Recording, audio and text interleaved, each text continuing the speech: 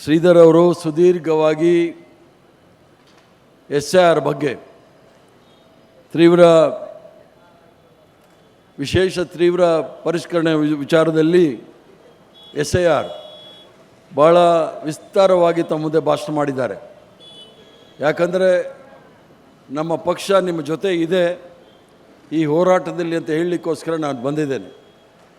ತಾವು ನಿಮ್ಮ ಏನು ಒಂದು ಹಕ್ಕೊತ್ತಾಯವನ್ನು ಹೇಳಿದ್ದೀರಿ ಅದನ್ನು ಈಗಾಗಲೇ ನಾವು ಚರ್ಚೆ ಮಾಡ್ತಾ ಇದ್ದೀವಿ ಮಾನ್ಯ ಮುಖ್ಯಮಂತ್ರಿಗಳಾದ DK ಶಿವಕುಮಾರ್ ಅವ್ರ ಜೊತೆ ಮತ್ತು ಮಾನ್ಯ ಮಾಜಿ ಮುಖ್ಯಮಂತ್ರಿಗಳಾದಂಥ ಸಿದ್ದರಾಮಯ್ಯನವ್ರ ಜೊತೆ. ಅದೆಲ್ಲದಕ್ಕಿಂತ ಮಿಗಿಲಾಗಿ ನಮ್ಮೆಲ್ಲರ ಅಚ್ಚುಮೆಚ್ಚಿನ ನಾಯಕ ರಾಹುಲ್ ಗಾಂಧಿಯವರು ಈ ವಿಚಾರದಲ್ಲಿ ತೀವ್ರವಾದ ಹೋರಾಟವನ್ನು ಸಹ ಮಾಡ್ತಾ ಇದ್ದಾರೆ. ನಾನಾದರೂ ಹೇಳೋದಿಷ್ಟೇ, ತಾವೇನು 5 ಅಂಶಗಳನ್ನು ಹೇಳಿದ್ದೀರಿ ಅದನ್ನು ನಾನು ಮುಖ್ಯಮಂತ್ರಿಗಳು ಮತ್ತು ಸಿದ್ದರಾಮಯ್ಯನವ್ರ ಜೊತೆ ಮಾತನಾಡಿ ಯಾವ ರೀತಿ ಇದಕ್ಕೆ ಕ್ರಮ ತೆಗೆದುಕೊಳ್ಬೋದು ಅಂತ ನಾನು ಹೇಳ್ತೀನಿ. ಪಕ್ಷದ ವತಿಯಿಂದ ನಾನು ಏನೇ ಭರವಸೆ ಕೊಟ್ಟರೂ ಕೂಡ ಸರ್ಕಾರ ಕೆಲವು ವಿಚಾರಗಳನ್ನು ತೀರ್ಮಾನ ತೆಗೆದುಕೊಳ್ಬೇಕಾಗತ್ತೆ. ಅದಕ್ಕೆ ಶ್ರೀಧರ್ ಅವ್ರಿಗೆ ಒಂದು ಹೇಳ್ತೀನಿ, ಏನು ನಮ್ಮ ರತ್ನಾಕರ್ ಅವರು ಸಹ ಹೇಳಿದರು, ಈ ಗ್ರಾಮ ಸಭೆಯಲ್ಲಿ ಅಥವಾ ನಿಮ್ಮ ಯಾವುದಾದ್ರೂ ರೆಸಿಡೆನ್ಷಿಯಲ್ ಸರ್ಟಿಫಿಕೇಟ್ ಬೇಕಂದರೆ PDO ಅವ್ರು ಕೊಡಬೇಕು ಅಂತೇಳಿ ಆಗಲೇ ಶಿವಕುಮಾರ್ ಅವರು ನನಗೆ ಭರವಸೆ ಕೊಟ್ಟಿದ್ದಾರೆ, ನಾನು ಅದನ್ನು ಮಾಡಿಸ್ತೀನಿ ಅಂತೇಳಿ. ಆದ್ದರಿಂದ ರೆಸಿಡೆನ್ಷಿಯಲ್ ಸರ್ಟಿಫಿಕೇಟ್ ವಿಚಾರದಲ್ಲಿ ಏನು ತೊಂದರೆ ಆಗೋಲ್ಲ ಅಂತ ನಾನು ತಿಳ್ಕೊಂಡಿದ್ದೀನಿ. ಬಾಕಿ ವಿಚಾರ ಅವರಲ್ಲಿ ಮಾತಾಡಿ ತಮಗೆ ನಾನು ತಿರ್ಗಾ ಹೇಳ್ತೀನಿ. ಅದ್ರ ಜೊತೆಗೆ ನಾನು ಹೆಚ್ಚು ಭಾಷಣ ಮಾಡಲಿಕ್ಕೆ ಹೋಗೋದಿಲ್ಲ. ನಮ್ಮ ಸ್ನೇಹಿತರು ಸಹ ಇದ್ದಾರೆ, ಸುಧಾಮ್ ದಾಸ್ರವರು IAS ಆಫೀಸರ್ ಇದ್ದಾರೆ ಮತ್ತು ಆಳವಾಗಿ ತಿಳ್ಕೊಂಡವರು ಇದ್ದಾರೆ, ವಿನಯ್ ಕುಮಾರ್ ಸೊರ್ಕೆ ಇದ್ದಾರೆ, ನಮ್ಮ ರತ್ನಾಕರ್ ಅವರು ಇದ್ದಾರೆ. ವಿಚಾರ ನಾವು ಸ್ವಲ್ಪ ನಿಮಗೆ ಹೊಸದಿರ್ಬೋದು, ನನಗಂತೂ ಏನೂ ಇಲ್ಲ. ನಾವು ರಾಜಕೀಯಕ್ಕೆ ಧುಮುಕಿರ್ತಕ್ಕಂಥದ್ದೇ ಈ ಒಂದು ಭೇದ ಭಾವಗಳಲ್ಲಿ. ಯಾಕಂದರೆ ನಾನು ವಿದ್ಯಾರ್ಥಿ ದಶೆಯಲ್ಲಿದ್ದಾಗ ಇದೇ ಆನಂದರಾವ್ ಸರ್ಕಲಲ್ಲಿ ಮಂಗಳೂರು ಅವ್ರು ಬಂದು ನನಗೆ ಹೇಳೋರು, ಸ್ವಲ್ಪ ವಿದ್ಯಾರ್ಥಿಗಳಿಗೆ ಹೇಳಿ ಸರ್, ಹೋಟ್ಲಲ್ಲಿ ಬಂದು ಗಲಾಟೆ ಮಾಡ್ತಾ ಇದ್ದಾರೆ, ಬಾಂಬೆನಲ್ಲಿ ಗಲಾಟೆ ಮಾಡಿದ್ರು, ಅದನ್ನು ಬಿಟ್ಟು ನಾವು ಇಲ್ಲಿ ಬಂದರೆ ಇಲ್ಲೂ ನೀವು ಗಲಾಟೆ ಮಾಡಿಸ್ತಾ ಇದ್ದೀರಲ್ಲ, ಅದಕ್ಕೆ ಸ್ವಲ್ಪ ನಿಲ್ಲಿಸಿ ಅಂತ. ನಾನು ಯಾಕೆ ನಿಮ್ಮ ಮೇಲೆ ಗಲಾಟೆ ಮಾಡಿಸ್ತಾರೆ ಅಂದರೆ, ಅಲ್ಲಿ ಆ ಪಕ್ಷ ನಮ್ಮ ಜೊತೆಗೆ ಈಗ ಸೇರಿಕೊಂಡಿದ್ದಾರೆ, ಅದು ಬೇರೆ ಪ್ರಶ್ನೆ, ಛಿದ್ರ ಆಗಿದೆ. ಅವರು ಹಂಚಿ ಮುಂಬೈ ಅಂದರೆ ನಮ್ಮ ಮುಂಬೈ ಬಿಟ್ಟು ಬಾಕಿಯವರೆಲ್ಲ ದಕ್ಷಿಣ ಭಾರತದವರು ಮುಂಬೈ ಬಿಡಬೇಕು. ದಕ್ಷಿಣ ಭಾರತವ್ರು ಆದಮೇಲೆ, ಯಾಕಂದರೆ ದಕ್ಷಿಣ ಭಾರತದವರು ಸ್ವಲ್ಪ ಶಕ್ತಿಯುತವಾಗಿದ್ದರು, ಅವರೇ ಡಾನ್ಗಳಾಗ್ಬಿಟ್ರು, ಅವ್ರು ಕೈ ಬಿಟ್ಬಿಟ್ರು. ತದನಂತರ ಗುಜರಾತಿಗಳನ್ನ ಹಿಡ್ಕೊಂಡ್ರು, ಅವರು ಗುಜರಾತಿ ಖಾಲಿ ಮಾಡಬೇಕು ಬಾಂಬೆಯಿಂದ ಅಂತ. ಗುಜರಾತಿಗಳು ಹಣಕಾಸು ವ್ಯವಹಾರದಲ್ಲಿ ಭಾಳ ಶಕ್ತಿಯುತವಾಗಿದ್ದರು, ಅವ್ರು ಟೈಟ್ ಮಾಡಿದ್ರು, ಅವ್ರು ಬಿಟ್ಬಿಟ್ರು. ಆಮೇಲೆ ಅಲ್ಪಸಂಖ್ಯಾತನ ಹಿಡಿದ್ರು, ಅಲ್ಪಸಂಖ್ಯಾತರು ನಾವು ಹೋರಾಟಕ್ಕೆ ಸಿದ್ಧ ಅಂದರು, ಅವ್ರನ್ನ ಬಿಟ್ಬಿಟ್ರು. ಬಾಂಗ್ಲಾದೇಶಿಗಳು ಅಂತ ಹೇಳಿದ್ರು. ಇನ್ನೂ ಸಹ ಬಾಂಗ್ಲಾದೇಶಿಗಳು ಯಾರು ಅಂತ ಅವ್ರು ಹಿಡಿಯೋಕ್ಕಾಗ್ತಾಯಿಲ್ಲ. ಅಂದರೆ ಕಾಗೆ ಗೂಬೆ ಕತೆ ಹೇಳೋದ್ರಲ್ಲಿ ಭಾಳ ನಿಸ್ಸೀಮರಿದ್ದಾರೆ. ಇದೇನು ಹೊಸದಲ್ಲ, ನಿಮಗೆ ಈಗ SIR ಮಾಡ್ತಾ ಇರೋದ್ರಿಂದ ನೋವು ಗೊತ್ತಾಗ್ತಾ ಇದೆ. ನಾವು ಸಣ್ಣ ವಯಸ್ಸಿಂದ ಚುನಾವಣೆಯಲ್ಲಿ ಬೂತ್ ಏಜೆಂಟ್ಗಳಾಗಿ ನಾವು ಚುನಾವಣೆ ಮಾಡೋ ಸಂದರ್ಭದಲ್ಲಿ ರಿಟರ್ನಿಂಗ್ ಆಫೀಸ್ ಹತ್ರ ಹೋದರೆ ಆ ವೋಟರ್ ಲಿಸ್ಟಲ್ಲಿ ಒಂದು ಗೆರೆ ಎಳೆದುಬಿಟ್ಟಿರೋರು. ಅದು ಯಾವ ಹೆಸರುಗಳು ಅವೆಲ್ಲ ದಲಿತರದು, ಅಲ್ಪಸಂಖ್ಯಾತರದು. ಈಗ ಏನು ಸ್ವಾಮಿ ಹಿಂಗಾಗಿದೆ, ಅದೆಲ್ಲ ಆಗೋಯ್ತೀರಿ, ಅದು ಡಿಲೀಟೆಡ್ ಅನ್ನೋರು. ನಾವು 25 ವರ್ಷದಿಂದ ಹೇಳ್ತಾ ಇದ್ದೀನಿ, ಯಾರೂ ಕೇಳ್ತಾ ಇರಲಿಲ್ಲ. ಪಬ್ಲಿಸಿಟಿನೂ ನಾವು ತೊಗೊಳಕ್ಕೆ ಹೋಗ್ತಾ ಇಲ್ಲ. ಈಗ ಎಲ್ರಿಗೂ ಸಹ ನೋವು ಗೊತ್ತಾಗ್ತಾ ಇದೆ SIR ಅಂದರೆ ಏನು ಅಂಥೇಳಿ. ಭಾಳ ವರ್ಷದಿಂದಲೇ ಅದು ಸಕ್ರಿಯವಾಗಿದೆ. ಆ ಒಂದು ಏನು ಸಂವಿಧಾನ ವಿರೋಧಿ ಶಕ್ತಿಗಳಿದೆ, ಪ್ರಜಾಪ್ರಭುತ್ವ ವಿರೋಧಿ ಶಕ್ತಿಗಳಿದೆ, ಇವೆಲ್ಲ ನಿರಂತರವಾಗಿ ಪ್ರಜಾಪ್ರಭುತ್ವವನ್ನು, ಸಂವಿಧಾನವನ್ನು ಮೀರಿ ಯಾವ ರೀತಿ ಸಂವಿಧಾನವನ್ನು ಮುಗಿಸಬೇಕು ಅನ್ನೋ ಮೂಲ ವಿಚಾರದಲ್ಲಿ ಇದು ಮಾಡ್ತಾ ಇದ್ದಾರೆ. ಅವ್ರಿಗೂ ಸಹ ನಾನು ಇತಿಹಾಸ ಸ್ವಲ್ಪ ಹೇಳ್ತೀನಿ. ಭಾಳಷ್ಟು ಜನ ಈ ಬೊಗಳೆ ದಾಸರು ಬಿಡ್ತಾ ಇರ್ತಾರೆ. ಮೊಹಮ್ಮದ್ ಗಜ್ನಿ 17 ಬಾರಿ ದಂಡಯಾತ್ರೆ ಬಂದರು, ಸೋಮನಾಥನ ಲೂಟಿ ಹೊಡ್ಕೊಂಡು ಹೋದರು. 17 ಬಾರಿ ದಂಡಯಾತ್ರೆ ಬಂದಾಗ ನಿಮ್ಮನ್ನು ಯಾರು ನಿಲ್ಲಿಸೋಕ್ಕೆ ಯಾರು ಇರಲಿಲ್ವ ಈ ಭಾರತ ದೇಶದಲ್ಲಿ? ಭಾರತ ದೇಶಕ್ಕೆ ದಂಡಯಾತ್ರೆ ಬರೋದಕ್ಕಿಂತ ಮೊದಲು ಅಲ್ಲಿ ಪಾಕಿಸ್ತಾನಲ್ಲಿ ಮುಲ್ತಾನ್ ಅಂತಿದೆ. ಮೊಹಮ್ಮದ್ ಗಜ್ನಿ ಅಂದರೆ ಗಜ್ನವಿ ಅನ್ನೋ ಒಂದು ಊರು ಅಫ್ಘಾನಿಸ್ತಾನಲ್ಲಿ. ಅಲ್ಲಿಂದ ಮುಲ್ತಾನಲ್ಲೂ ಸಹ ಬಂದು ಆ ಮಸೀದಿನಲ್ಲಿರ್ತಕ್ಕಂಥ ಆ ಮಿನಾರ್ಗೆ ಗೋಲ್ಡ್ ಹಾಕಿರ್ತಾರೆ, ಚಿನ್ನ ಹಾಕಿರ್ತಾರೆ, ಅದನ್ನು ಸಹ ದೋಚಿ ಸೋಮನಾಥಲ್ಲಿ ದೋಚಕ್ಕೆ ಬಂದರು. 17 ಸಲ ಬರ್ತಾರೆ. ಆವಾಗ ನಮ್ಮ ಭಾರತ ದೇಶದ ಜನಸಂಖ್ಯೆ ಎಷ್ಟಿರ್ಬೋದು? 10 ಕೋಟಿ ಅಂತಲೇ ಇಟ್ಕೊಳ್ಳಿ. ಅವರು ಸೈನಿಕರು ಬರ್ತಾ ಇದ್ದಿದ್ದು 2,000 ಜನ. ಯಾರಾದರೂ ತಡಿಬೋದಿತ್ತಲ್ಲ 2,000 ಜನ ಈ ಭಾರತ ದೇಶದಲ್ಲಿ ಇರ್ತಕ್ಕಂಥವ್ರು. ಆಗ ಆಳವಾಗಿ ಅಲ್ಲಿ ನಾನು ಗುಜರಾತಲ್ಲಿ 4 ವರ್ಷ ಇದ್ದವನು. ನಾನು ಅಲ್ಲಿ ಆಳವಾಗಿ ನೀವು ಅಧ್ಯಯನ ಮಾಡಿದಾಗ ಗೊತ್ತಾಗೋ ವಿಚಾರ ಏನು ಅಂತಂದರೆ, ಆಳಕ್ಕೆ ಕ್ಷತ್ರಿಯರು ರಾಜ್ಯವನ್ನು ಆಳಲಿಕ್ಕಿರೋರು ಗುಜರಾತಲ್ಲಿ 280 ರಾಜ ಮಹಾರಾಜಿದ್ದಾರೆ ಇದ್ದರು. ದೇಶದಲ್ಲಿ ಪೂರ್ತಿ 560 ರಾಜ ಮಹಾರಾಜರಲ್ಲಿ ಗುಜರಾತಲ್ಲೇ 280 ಇದ್ದರು.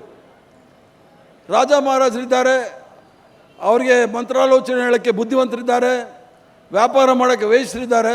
ಶೂದ್ರರು ದಲಿತರೆಲ್ಲ ಕೂಲಿ ಕೆಲಸ ಮಾಡಿಕೊಂಡು ಗುಲಾಮರಾಗಿ ಕೆಲಸ ಮಾಡ್ತಕ್ಕಂಥ ಪರಿಸ್ಥಿತಿ ಆಗ ಇದ್ದಿದ್ದು. ದಂಡಯಾತ್ರೆ ಬರುವಾಗ ರೈತರಾಗಲಿ ಕಾರ್ಮಿಕರಾಗಲಿ ಅವ್ರನ್ನ ಎಲ್ಲೂ ತಡೆಯೋಕ್ಕೆ ಹೋಗ್ತಾ ಇಲ್ಲ. ನಮ್ಮ ಕೆಲಸ ಅಲ್ಲ ಅದು. ರಾಜ ಮಾಡ್ತಾರೆ, ಕ್ಷತ್ರಿಯ ಮಾಡ್ತಾರೆ, ಬುದ್ಧಿವಂತರು ಮಾಡ್ತಾರೆ, ವ್ಯಾಪಾರಸ್ಥರು ಮಾಡ್ತಾರೆ, ನಾವ್ಯಾಕೆ ಹೋರಾಟ ಮಾಡೋಣ ಅಂತ ಸುಮ್ಮನೆ ಹೊಲದಲ್ಲಿದ್ದರು. ನಾಳೆ ಭಾರತೀಯ ಜನತಾ ಪಾರ್ಟಿಯವ್ರು ನಾನು ಎಚ್ಚರ ಕೊಡ್ತೀನಿ, RSS ಅವ್ರಿಗೆ, ನೀವೇನಾದರೂ ಈ ಥರ ದಲಿತರನ್ನ, ಶೂದ್ರರನ್ನ ಅಥವಾ ಅಲ್ಪಸಂಖ್ಯಾತನ ಹೊರಗಡೆ ಇಟ್ಟರೆ, ಯಾರಾದರೂ ನಿಮ್ಮ ಮೇಲೆ ದಂಡಯಾತ್ರೆ ಮಾಡಿದ್ರೆ ನಿಮ್ಮ ಪರ ಹೋರಾಟ ಮಾಡೋಕ್ಕೆ ಒಬ್ಬರೂ ಸಹ ಇರೋದಿಲ್ಲ ಅನ್ನೋದನ್ನು ಭಾಳ ಸ್ಪಷ್ಟವಾಗಿ ಹೇಳಲಿಕ್ಕೆ ಇಚ್ಛೆ ಬೀಳ್ತಾನೆ. ಯಾಕಂದರೆ ಸ್ವತಂತ್ರ ಹೋರಾಟದ ತಿರುಳು, ಸ್ವತಂತ್ರ ಹೋರಾಟದ ಏನು ನಮ್ಮ ವಿಚಾರಧಾರೆಗಳಿತ್ತು, ಪ್ರತಿಯೊಬ್ಬನಿಗೂ ಸಹ ಈ ದೇಶದ ಹಕ್ಕಿರಬೇಕು ಅಂತೇಳಿ ಮಹಾತ್ಮ ಗಾಂಧಿಯವರು ಹೇಳಿದಾಗೆ ಸಮಾಜದ ಕಡೆಯವನಿಗೂ ಸಹ, ಕಡೆಯ ಪಂಕ್ತಿಯಲ್ಲಿ ಕೂತಿರ್ತಕ್ಕಂಥ ಕಡೆಯ ವ್ಯಕ್ತಿಗೂ ಸಹ ಪ್ರಜಾಪ್ರಭುತ್ವದ ಆಶಯಗಳು ಅಥವಾ ಅದರ ಅನುಕೂಲಗಳಾಗಬೇಕು ಅನ್ನೋ ಮೂಲ ಉದ್ದೇಶದಿಂದ ಪ್ರಜಾಪ್ರಭುತ್ವ ಮತ್ತು ಈ ಒಂದು ಸಂವಿಧಾನವನ್ನು ನಮಗೆ ಕೊಟ್ಟರು. ಬಾಬಾ ಸಾಹೇಬ್ ಭೀಮರಾವ್ ಅಂಬೇಡ್ಕರ್ ಅವರು ಸಂವಿಧಾನವನ್ನು ಬರೆದು ನಮ್ಮ ಪಾರ್ಲಿಮೆಂಟಲ್ಲಿ ಅದನ್ನು ಪಾಸ್ ಮಾಡುವಾಗ ಸುದೀರ್ಘವಾಗಿ ಚರ್ಚೆ ಆಗಿ ಎಲ್ಲ ವಿಚಾರದಲ್ಲೂ ಸಹ ಚರ್ಚೆ ಆಗಿದೆ. ಈ ಎಲ್ಲ ವಿಚಾರವನ್ನು ಸಹ ಸಂವಿಧಾನದಲ್ಲಿ ಅಡಕವಾಗಿರ್ತಕ್ಕಂಥದ್ದು. ಪ್ರತಿಯೊಂದು ವಿಚಾರದಲ್ಲೂ ಸಹ ಸಂವಿಧಾನ ಬಂದಾಗ ಶ್ರೀಧರ್ ಅವ್ರಿಗೆ ಚೆನ್ನಾಗಿ ಗೊತ್ತಿದೆ, ನಾನು ಹೇಳಬೇಕಾದಿಲ್ಲ, ಇಲ್ಲಿರೋರೆಲ್ಲರೂ ಸಹ ವಿಚಾರವಂತರಿದ್ದೀರಿ. 395 ಆರ್ಟಿಕಲ್ಗಳಿತ್ತು, ಈಗ 400 ದಾಟಿದೆ. ಅದ್ರ ಬಗ್ಗೆ ಯಾರೂ ಯೋಚನೆ ಮಾಡೋದೇ ಇಲ್ಲ ಜನಸಾಮಾನ್ಯರು. ಈ RSS ಅವರು ಹೇಳ್ಕೊಡೋದು 14ರಿಂದ 30ನವ್ರಿಗೆ ಮಾತ್ರ ಹೇಳ್ತಾರೆ. ಮೀಸಲಾತಿ ಯಾಕೆ ಬೇಕು, ಮೀಸಲಾತಿ ಅಂದಾಗ ಪ್ರತಿಭೆ ಅಂತಾರೆ, ಸಾಮರ್ಥ್ಯದ ಬಗ್ಗೆ ಮಾತಾಡೋದಿಲ್ಲ. ಪ್ರತಿಭೆ ಅಂಥೇಳಿ ಅವ್ರದ್ದೇ ಆದ ಒಂದು ಕತೆ ಬರ್ಕೊಂಡಿದ್ದಾರೆ, ಯಾರಿಗೆ ಸಾಮರ್ಥ್ಯ ಇದೆ ಅಂಥೇಳಿ. ಪ್ರತಿಭೆ ಅನ್ನೋದು ಅವ್ರದ್ದೇ, ಸಾಮರ್ಥ್ಯ ಯಾರಿಗಿದೆ ಅನ್ನೋದಂದರೆ ದಲಿತರು ಶೂದ್ರಲ್ಲೇ ಇರ್ತಕ್ಕಂಥದ್ದು ಸಾಮರ್ಥ್ಯ. ಇವೆಲ್ಲವನ್ನೂ ಸಹ ಏನು ಮಾಡೋಕ್ಕೂ ಆಗ್ತಾ ಇಲ್ವಲ್ಲ ಇವರಿಗೆ. ಸಂವಿಧಾನ ಇಟ್ಕೊಂಡು ಸಂವಿಧಾನದ ಬಂದ ಮೇಲೆ ಎಲ್ಲರೂ ಸಹ ಸಮಾನವಾಗಿ ಕೂತ್ಕೊಳ್ತಾ ಇದೀವಲ್ಲ, ಅದಕ್ಕೆ ಯಾರಿಗೂ ಇವ್ರಿಗೆ ಇಷ್ಟ ಇಲ್ಲ. ಶ್ರೀಧರ್ ಅವರು ವೆಸ್ಟ್ ಬೆಂಗಾಲ್ ವಿಚಾರ ಹೇಳಿದ್ರು, ಪಶ್ಚಿಮ ಬಂಗಾಳದಲ್ಲಿ. ನಾನು ಅಲ್ಲಿ ಚುನಾವಣೆಯಲ್ಲಿದ್ದೆ. ಅವ್ರು ಹೇಳಿದಾಗೆ 93 ಲಕ್ಷ ಜನಗಳನ್ನು ಅಲ್ಲಿ ಮ್ಯಾಪಿಂಗ್ ಮಾಡಿ ಡಿಲೀಟ್ ಮಾಡೋಕ್ಕೆ ಹೊರಟು, ಅದರಲ್ಲಿ 27 ಲಕ್ಷ ಜನ ಅಡ್ಜುಡಿಕೇಷನಲ್ಲಿದ್ದಾರೆ. 27 ಲಕ್ಷ ಜನ ಅಡ್ಜುಡಿಕೇಷನ್ಗೆ ಶ್ರೀಧರ್ ಅವ್ರು ಹೇಳಿದಾಗೆ ಅವ್ರು ಹೋದಾಗ, ನೀವು ಬರೋ 5 ವರ್ಷ ಆದಮೇಲೆ ನೀವು ವೋಟ್ ಮಾಡಿ, ಈಗ ಬೇಡ ಅಂಥೇಳಿ. ತೃಣಮೂಲ್ ಕಾಂಗ್ರೆಸ್ಗೂ ಮತ್ತು ಭಾರತೀಯ ಜನತಾ ಪಾರ್ಟಿಗೆ ಇರ್ತಕ್ಕಂಥ ಮತಗಳ ವ್ಯತ್ಯಾಸ ನೋಡಿದಾಗ 35 ಲಕ್ಷ. 35 ಲಕ್ಷದಲ್ಲಿ 27 ಲಕ್ಷ ಅಡ್ಜುಡಿಕೇಷನಲ್ಲಿದೆ. ಕೇವಲ 8 ಲಕ್ಷ ಮಾತ್ರ ವ್ಯತ್ಯಾಸ ಇರ್ತಕ್ಕಂಥದ್ದು. 8 ಲಕ್ಷಕ್ಕೆ ಇವರು 8 ಲಕ್ಷ ಒಂದು ತಿಂಗಳಲ್ಲಿ ಮತದಾರ ಪಟ್ಟಿಯಲ್ಲಿ ಇವ್ರದ್ದೇ ಆದ ಮತದಾರನ ಸೇರಿಸ್ಕೊಂಡಿದ್ದಾರೆ.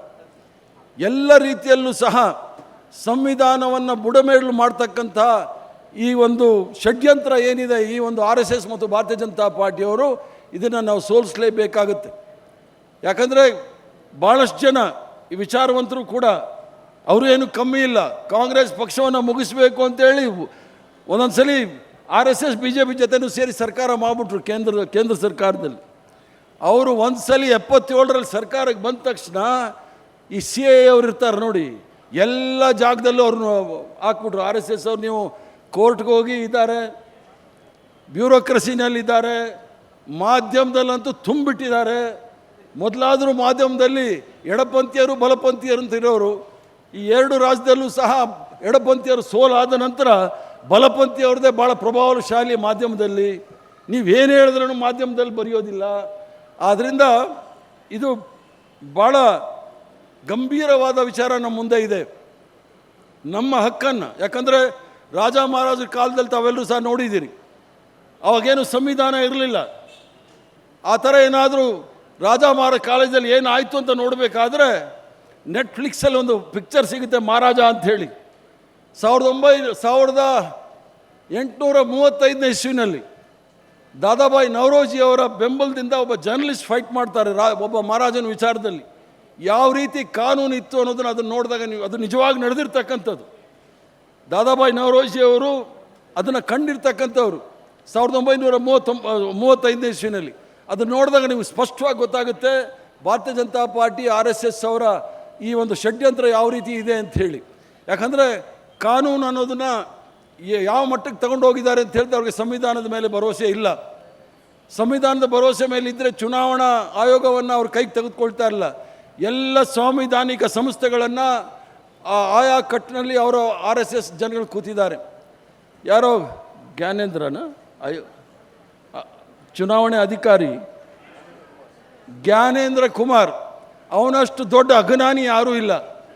ಯಾರಾದರೂ ನಾವು ಮೊನ್ನೆ ಕೂಡ ರಾಜ್ಯಸಭಾ ಚುನಾವಣೆಗಳು ಹೆಚ್ಚು ಕಮ್ಮಿ ಆದಾಗ ಅವ್ರ ಹತ್ರ ಹೋದಾಗ ಅವ್ರು ನೋಡೋದಿಲ್ಲ ಅಂತಾರೆ. ಪ್ರಜಾಪ್ರಭುತ್ವದ ಕಾವಲುಗಾರ ಚುನಾವಣಾ ಕಮಿಷನಲ್ಲಿ ಇರ್ತಕ್ಕಂಥವ್ರು ನಮ್ಮ ಚುನಾವಣಾ ಅಧಿಕಾರಿಗಳು. ಅವರೇ ನಮ್ಮ ಪ್ರಜೆಗಳನ್ನ ನೋಡೋದಿಲ್ಲ ಅಥವಾ ರಾಜಕೀಯ ಪಕ್ಷದ ನಾಯಕರು ನೋಡೋದಿಲ್ಲ ಅಂದರೆ ಯಾವ ಮಟ್ಟಕ್ಕಿದ್ದಾರೆ ಅನ್ನೋದು ತಾವು ಯೋಚನೆ ಮಾಡಿ. ಆದ್ದರಿಂದ ಇದೊಂದು ಭಾಳ ಗಂಭೀರವಾದ ವಿಚಾರ. ಮತ್ತೊಂದು, ಬೆಂಗಾಲಲ್ಲಿ ಬಂದಾಗ ನಾವೊಂದು ಒಬ್ಬರು ಬಂದರು ನನ್ನ ಹತ್ರ, ಸರ್ ಫರಕ್ಕ ಅಂಥೇಳಿ ಒಂದು ಊರಿದೆ ಸರ್, ನನ್ನ ಹೆಸರು ಅನೌನ್ಸ್ ಮಾಡಿ ಅಂದರು. ನಾನು ಹೇಳಿದೆ ನಿನ್ನ ಹೆಸರು ಅಡ್ಜುಡಿಕೇಷನಲ್ಲಿ ಇದೆಯಲ್ಲಪ್ಪ, ನಾಳೆ ರಿಜೆಕ್ಟ್ ಆಗುತ್ತೆ ಅಂತ. ಇಲ್ಲ ನೀವು ಅನೌನ್ಸ್ ಮಾಡಿ ಸರ್, ನಾನು ಹೈಕೋರ್ಟ್ಗೆ ಹೋಗಿ ಪರ್ಮಿಷನ್ ತಗೋತೀನಿ ಅಂಥೇಳಿ. ಒಬ್ಬರು ಮೊಹಮ್ಮದ್ ಶೇಖ್ ಅಂಥೇಳಿ, ನಾವು 2 ಸೀಟ್ ಗೆದ್ದಿರೋದು ಕಾಂಗ್ರೆಸ್ ಪಕ್ಷದವರು, ಫರಕ್ಕಾದಲ್ಲಿ ಮತ್ತು ರಾಣಿನಗರ್ ಅಂಥೇಳಿ. ರಾಣಿನಗರಲ್ಲಿ ಜುಲ್ಫಿಕಾರ್ ಅಲಿ ಅಂತ ಗೆದ್ದಿದ್ದಾರೆ. ಇಬ್ಬರೂ ಸಹ ಅಡ್ಜುಡಿಕೇಷನಲ್ಲಿ ಇದ್ದಂಥವ್ರು, ಕೋರ್ಟ್ಗೆ ಹೋಗಿ ತಗೊಂಡು ಬಂದವರು MLAಗಳು ಕೂಡ ಆದರು, ಇಬ್ಬರೇ. ಬಾಕಿಯವ್ರಿಗೆ ಅಷ್ಟೊಂದು ಇದಿರಲ್ಲ. ಮತ್ತು ನಮ್ಮಲ್ಲಿ ಮತದಾರ ಪಟ್ಟಿ ಇದೆಯಾ, ನಿಮ್ಮ ರೆಸಿಡೆನ್ಷಿಯಲ್ ಸರ್ಟಿಫಿಕೇಟ್ ಇದೆಯಾ ಎಲ್ಲ ಕೇಳ್ತಾರೆ. ಒಂದೇ ಒಂದು ಪ್ರಶ್ನೆ ಕೇಳಿ ನಾನು ಭಾಷಣ ಮುಗಿಸ್ತೀನಿ. ನರೇಂದ್ರ ಮೋದಿ ಅವರ ಡಿಗ್ರಿ ಸರ್ಟಿಫಿಕೇಟೇ ಅವ್ರ ಹತ್ರ ಇಲ್ಲ. ಫೇಕ್ ಡಿಗ್ರಿ ಇಟ್ಕೊಂಡು ಅವರು ನಾನು ಪದವೀಧರ ಅಂತ ಹೇಳ್ತಾನೆ. ಅದಕ್ಕಿಂತ ಕೆಟ್ಟದ್ದು ನಮ್ಮ ದೇಶದ ನಾಗರಿಕರು ಅಲ್ಲ.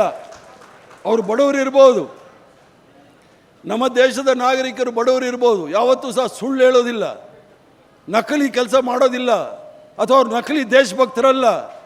ಭಾರತೀಯ ಜನತಾ ಪಾರ್ಟಿ RSS ಅಲ್ಲಿ ಇರ್ತಕ್ಕಂಥವರು ಎಲ್ಲ ನಕಲಿ ದೇಶಭಕ್ತರು. ಇವ್ರಿಗೂ ಮತ್ತು RSS ಅವ್ರಿಗೂ ಮತ್ತು ಸ್ವತಂತ್ರ ಹೋರಾಟಕ್ಕೂ ಯಾವುದೇ ಸಂಬಂಧ ಇಲ್ಲ. RSS ಅವರು ಸಂವಿಧಾನದ ರಚನೆಯಲ್ಲಿ ಎಲ್ಲೂ ಸಹ ಪಾಲ್ಗೊಂಡಿರಲಿಲ್ಲ. ಶ್ಯಾಮಾ ಪ್ರಸಾದ್ ಮುಖರ್ಜಿ ಅವರು ಕಾನ್ಸ್ಟಿಟ್ಯೂಂಟ್ ಅಸೆಂಬ್ಲಿ ಸದಸ್ಯರಿದ್ರೂ ಸಹ ಎಲ್ಲೂ ಸಹ ಅವರ ಕೊಡುಗೆ ಇಲ್ಲ. ಇವೆಲ್ಲವೂ ಸಹ ನೋಡಿದಾಗ ಭಾರತದ ಪ್ರಜಾಪ್ರಭುತ್ವವನ್ನು ಬುಡಮೇಲು ಮಾಡಲು ಮತ್ತು ಸಂವಿಧಾನವನ್ನು ಮೊಟಕುಗೊಳಿಸಲು ಎಲ್ಲ ಷಡ್ಯಂತ್ರವನ್ನು ಮಾಡ್ತಾ ಇದ್ದಾರೆ.